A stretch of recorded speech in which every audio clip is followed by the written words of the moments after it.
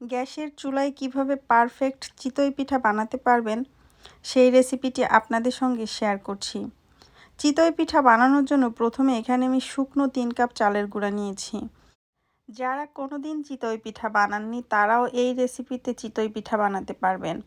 আচ্ছা, চালের গুঁড়ার ভিতরে প্রথমে এখানে আমি কুসুম গরম পানি দিয়ে দিচ্ছি 2 কাপ পরিমাণে। আরও কিছুটা পানি লাগবে, তাই এখানে আরও কিছুটা পানি ব্যবহার করছি।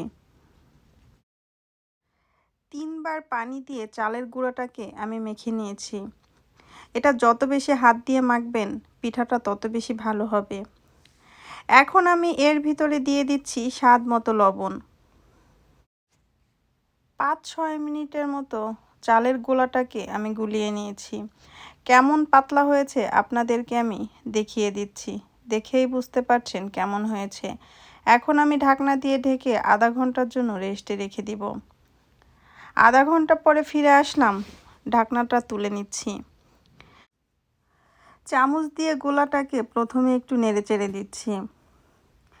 এখন এর ভিতরে দিয়ে দিচ্ছি হাফ চা চামচ পরিমাণে বেকিং পাউডার। অবশ্যই বেকিং পাউডারটা ব্যবহার করার চেষ্টা করবেন, এতে করে পিঠাটা খুব ভালো হয়। এখন চালের গোলাটা বেকিং পাউডারের সঙ্গে ভালো মতো মিশিয়ে নিচ্ছি। চালের গোলাটা বেকিং পাউডারের সঙ্গে ভালো মতো মেশানো হয়ে গিয়েছে। আমি আপনাদের হাত দিয়ে দেখিয়ে দিচ্ছি কেমন পাতলা করে এই চালের গোলাটা গুলিয়ে নিয়েছি। এটা সম্পূর্ণ পিঠা বানানোর জন্য রেডি। এটাকে একটা সাইডে রেখে দিলাম। এদিকে চুলায় আগে থেকেই একটা লোহার সাজ বসিয়ে রেখেছি। লোহার সাজের ভিতরে আমি একটু তেল ব্রাশ করে দিয়েছি। এখন পিঠার ব্যাটার দিয়ে দিচ্ছি। অনেকেই মনে করেন লোহার সাজে পিঠা ভালো হয় না। আমি যেইভাবে পিঠাটা বানিয়েছি আপনারা বাসায় এইভাবে একবার বানিয়ে দেখতে পারেন। আপনাদের বাসার পিঠাটাও এই রকম ভালো হবে। এই পিঠাটা বানিয়ে যদি আপনারা দুধে ভিজান 1 ঘন্টার ভিতরে পিঠাটা ভিজে যাবে। একটা পিঠা কাছ থেকে দেখিয়ে দিচ্ছি কতটা জালি জালি হয়েছে এই পিঠাটা। দেখেই বুঝতে পারছেন কত ভালো হয়েছে এই পিঠা। সব পিঠাগুলো আমি বানিয়ে নিলাম।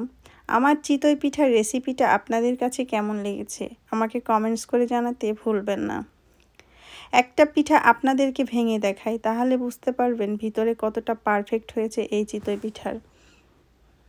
আজকে এই পর্যন্ত। সবাই ভালো থাকবেন, আমার জন্য দোয়া করবেন। আল্লাহ হাফেজ।